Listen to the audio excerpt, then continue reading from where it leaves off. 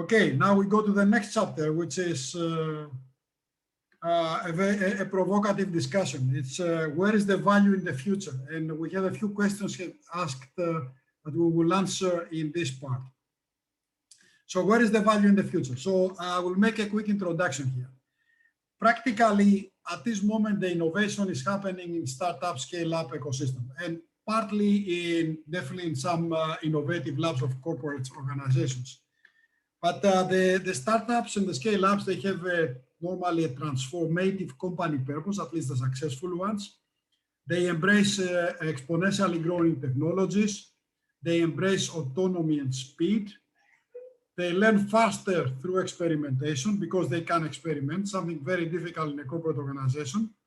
And fast failure is encouraged as it is learning. The last one is they try new business models, which is something difficult in a corporate organization because the gravity is very heavy on the existing business models. So based on, with all this as introduction, and we know that data-based insights is the new oil in the 21st century, everybody talks about that. Data is gonna be the value. And I would say no data is data-based insights because the data need to have value. That's going to be the oil in the 21st century because these data and insights practically are within the corporate organizations, not in the startups. The startups exploit data from corporate organizations. So my question here is why corporates need startups while they have data, which is the oil of the 21st century?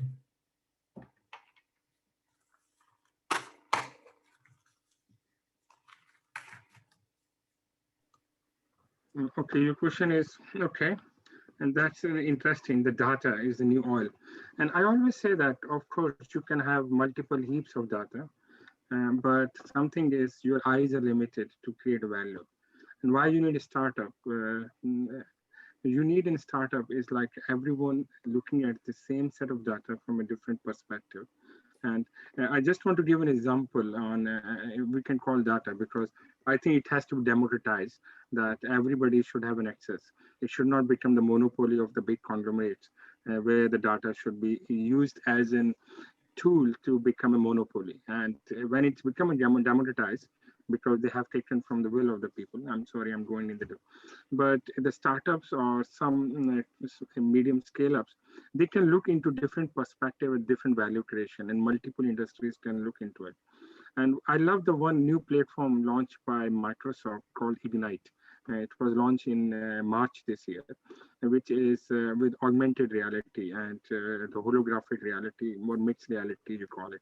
So they really mix multiple realities, including holograph, and they allowed, so what the big corporates are doing is they allowed company and the startups are opening the platforms to them to innovate on their platform. Of course, it creates their platform as a value to go up. But at the same time, the small companies have the ideas it could be in the oil sector, it could be in the education sector, and the different sectors they develop in the new perspective. And that's what the corporate cannot do it. What the corporate can do at the other stages, they have a different sales force, not the sales force as a company, but they have a sales or the channels to reach to multiple audience around the world. So opening up their data platform, the startups can look into multiple areas, and then these multiple big companies can reach and create value win-win for both situations. That's how I win it.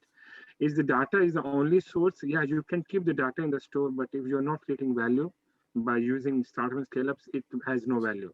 It gets outdated. And the data is like oil, but it has to be used continuously. Data which is 20 years old has no value. So I say that it is like a fresh food. You have to use it continuously. That's my take on it. Yeah. Thank you. Ribo. Yes. I was a bit surprised by this question because the way I look at it is that, you know, big corporations, they tend to use data to improve what they have already, get better customer insights, get better processes to organize supply chain, etc. But to rearrange a look and a perspective of data in a complete different way can be done in an infinite ways, in infinite number of ways. And I think that a corporation, a big corporation, should be glad that there are so many new ways of looking at things. Some things go viral, some things don't go viral. And so there is a big play yard for the big corporations to look what's happening around them, and then pick those things that are interesting to combine with their own activities. So I think the combination, and then the interesting thing is once something has proven already some success in the market, then combining that with the big data power that the corporations have can make it really a big success overall. And that's where the combination of the two is, I think, indispensable and actually fantastic.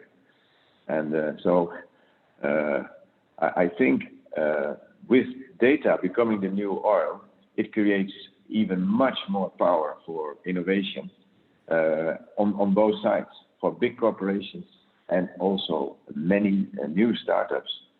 So I think it's a blessing for innovation, this whole data thing. Yeah. Okay. Very good. Thank you. Also, the cloud innovation happening into that space too, where a lot of companies saying, okay, I open it for the public and let's innovate together. And this is data being an oil, but the cloud innovation is a kind of phenomena adopted by a few companies, and it's much cheaper to innovate that way compared to innovate in-house. So I will say that if I'm a smart businessman, I will make it public and innovate much cheaper. So that's the best thing to do. So data is an oil to use for their own advantage, not to store it. So that's my take on it. Very good. Thank you very much. I think very smart answers. Thank you. We go to a question from the participants, from Sander Ipema. How can corporates contribute to innovation in sustainability and ESG by structuring their investments in sustainable startups? I think Vibo, you have some experience on this one, personal experience. Yes. I tell you, I have been investing in a sustainable packaging company. Yes. And that was really fantastic. And the idea was to build it up and then sell it to one of the big boys, because packaging is a big industry, right? I must admit that the company failed. It failed. And the reasons for that was not so much the story, but the big problem that we had at a certain moment, a range of activities going on. And the big problem that we recognized is that, point one, the company was competing. The company that I was a big shareholder in that company, was competing with initiatives within the big corporations. Yeah, it was something which was very interesting, very new. It was a combination of Swedish technology with some smart investments of people who had been working in this industry for a long time. We had some very smart people on the board, was government investment inside. And what we recognized is that when we started to sell it, to say, hey, do you want to work with us together? We ran into the problems that some departments in the big corporation says, let's have a deep conversation, let's talk. They tried to get as much information that they could get from us. And then we heard, sorry, we are able to do it ourselves. And so the competition was with corporations, with activities within the corporation, and the resistance to take something new was very big. And only when we started to get into, that's also where my example comes from, when we started to get into, do you want starting to test with us and try it in your own systems and buy some products from us? That's how we got some traction. But in this particular case, even if companies want to be sustainable, there is always the same tricks that come in that within the organization, existing organization, there can be a lot of resistance to take up outside innovation. So when you talk about sustainability, it can be very nice to be something which is preached from the top, but corporations need to really ingrain this whole idea of sustainable innovation into the entire organization. Otherwise, you run into huge problems of people who are really against it because they did it in another way. Same thing with the big energy companies. Look at the big energy companies. The top says, we are not in oil and gas, we are in energy, we are in sustainable energy. Yeah, thank you very much. But the people on the oil platforms are thinking in a very different way. So if you come now with an innovation which makes it difficult for the people on the oil platforms to lose their job, they're not interested. And so sustainability is something which is really a big issue. But corporations need to start with driving sustainability and the thinking about sustainability throughout their entire organization, and then it makes sense to start picking up companies that are helping to drive sustainability in a new and innovative way. That's my little piece of wisdom. Thank you very much. Ajay, maybe a couple of minutes, your response. Okay, I think sustainability is a very wide topic. It's so much wide that it's touching every element of corporate and the global activities. So it's not limited to SDG goals. So I agree with Vibo that there could be political issues within a corporate or competing within an organization.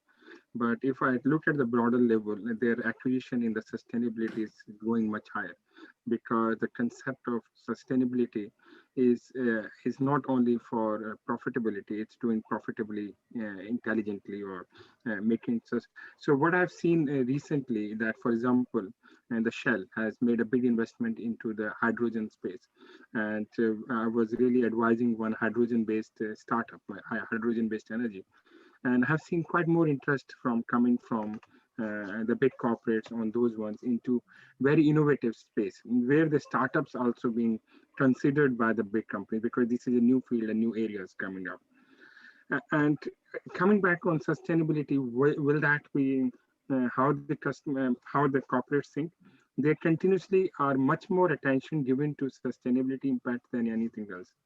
And if the startups or anything, they have better ideas, I see that they get more listening ears compared to any other ideas nowadays. So if you, and every idea you generate should have a sustainability picture into it. That's how I add it. So if your idea do not add sustainability, you will miss the point at all. So make sure that you talk about sustainability into your startup or scale up. And that's what we are trying to do, what you are doing it. So find it in your ideas. That's what I always say. Because it is being attention is given to that. That's my point. Thank you, Ajay. And I would like to summarize by saying that sustainability is a very important subject for the whole world, not only for us. And just as a small advertisement for 10x2, we support only startups that they have some sustainable goals, sustainability goals, and also we work with corporates that they have also sustainability goals or purpose, just as an addition. Andrea, I would like to go to the next one. We go to the last part, which is I would like to hear from both panelists, if you would like to answer one more question, if you have anything other innovative ways that you see for corporates to innovate through M&A. Any other way of collaboration or partnership between corporates and the startup scale-up ecosystem that we have not covered? Anything else we have forgotten? But please stay 2 minutes each, because otherwise we don't finish exactly on time. Okay, shall I start? Yes, please. Okay, and as you said initially that the periphery is becoming stronger now, and we are living in the world of accelerated growth. So in the world of acceleration, the role of periphery is becoming stronger and stronger, because the core cannot meet by acceleration by its own standard. So when the periphery gets stronger, and the periphery is not only getting stronger, it's very wider. And there's innovations are happening not only in the IT space, but into health space, into longevity space, into energy space. So every industry and all the industries are combining together. And what I see the trend right now is not focusing on one aspect of area, is multiple emerging technologies coming together, like AI, blockchain, IoT, or 5G, or space. They're all coming together. So one startup I'm helping, they're solving agriculture issues, bringing 7 or 8 technologies together. So what I'm looking at in the future is that amalgamation of the multiple technologies into creating a value, and that is where the focus of the new organization is and the growth is. And any simple organization can become unicorn by its own now. So don't still look for M&A space. M&A is the best place to grow, but at the same time think about amalgamation of multiple technologies and grow through it. And that's what big companies are doing right now, is how do I serve my customer by multiple technologies and create an accelerated growth. That's my take on it. Yeah, that's my thinking of future. Thank you very much. Thank you very much. Vibo, you are muted. Yeah, well, one aspect is, of course, that for big companies, the big problem is that they are approached by thousands of companies every year who want to be taken over, right? So I think one of the critical things is that, number one, I think corporations serve themselves very well by participating in forums, by participating in activities like together with universities, work together with institutions that are institutions of education, so that they can start and see where there are potential new activities are picking up. So that's one thing. On the other side, I think that startups and scale-ups should also make themselves visible, not necessarily by just approaching one company then another, or a potential acquiring candidate by another, but be visible by doing something on not marketing but on publicity, but also participating in forums themselves to create visibility. Because one of the big problems with corporations is how do they make a selection out of thousands of companies that would like to be taken over, and for the startups, it's the question, how can they become visible, that they could be so visible that they attract the attention. So I think participating in forums, also things like this, you invited me to join this, it's interesting for people to start understanding how they can create, let's say, a link, a network between corporations and startups through forums, through links up with universities, and also incubator programs, which are there in many countries. Thank you, Vibo. So practically, in Tenix2, we are working with a number of startups, and many times we combine the technologies of startups, and we offer this combined value proposition to corporates that is interesting for them. So we started doing that. So, and it's thank you, Ajay, that you think that is the right approach. We started doing already a year ago this, and we will find how it goes. It's being in between corporates and startups or scale-ups is not an easy path, but having the right people that understand both worlds might work. Thank you very much. So Andrea, can we go to the next page? So we have only 5 minutes. If there is any last question, we can take it. Otherwise, while we're waiting for this question, I would like to tell you that the next webinar is going to be on the 14th of May, the same time. And this webinar will be innovative M&A options from startups and scale-ups point of view. So we reverse the view now. We're going to have more startup owners talking or scale-up, startup and scale-up together, that they are going to talk how do they see innovative M&A options. And it's going to be on the 14th of May. So Andrea, any other question? We have a couple of minutes to answer. No, we have answered most questions. There was one about more practical on how corporates decide the future cash flow of the startup. The future cash flow start. I mean, the FNA department calculates that, right? So I don't know if anybody would like to answer this, but we cannot spend more than 1 minute. Ajay, maybe you I have think, an answer to this one? yeah, the future cash flow is very subjective anyhow. So the only thing, how you design it, you put a lot of assumptions and what and how you're going to achieve it. So you can put any future cash flows, but if you can prove it, that is the main answer, and that leads to your valuation.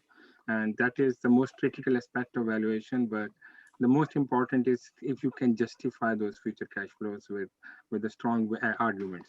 And that's all it matters, because it's future anyhow. So if I can predict it, I will be holding a lot of money. Good. Yeah. So I would like to thank everybody who joined us, especially the participants that they stayed until the end. But before we finish, I would like to give the opportunity to our panelists, if they would like to have one last word for what they would like to share with us, or what they learned themselves from this 1.5 hours, because this is about learning for all of us. All of us will learn, right? Any moment. At least if we don't learn, we die, right? You know the story. So who would like to start, Vibo or Ajay? Any one sentence to leave for all participants and all of us? Yeah. What I like to say is that I like these kind of things a lot. You know, I wish that everybody who is dealing with innovation would keep the mentality of a child of 4 years old. Because if you ask a child of 4 years old, what do you want to be? It says 5. It wants to change. Yes. Yeah. If you ask a child in the first grade of the high school, what do you want to do? They want to be in the last grade of the high school. And when they go to university, they want to finish their university. So the whole life of everybody until they finish university is about change. And I wish that everybody keeps that same mentality of willing to change throughout their professional career, because in professional careers, somehow people start to resist change much more than they want to do when they are young. So I wish everybody, please stay young, not only in age, but also in mindset, like a 4-year-old who wants to become 5. Thank you. Thank you, Vibo, and thank you for joining and giving us your wisdom. Thank you so much. Ajay.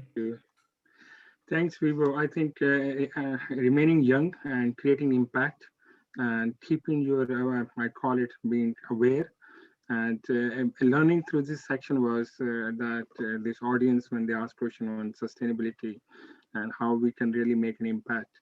And this is something big. We really have to make innovations, which is creating an impact and the value creation. And that value creation thinking is there, then the M&A is always going to be successful. And it has to be value creation for all. And that thinking of value at each and every step is critical. And I think this was a good discussion, very wide, bigger audience. And thanks, Mike, for allowing us to talk. There are many intelligent questions. So we are always open. We have LinkedIn profile, so feel free.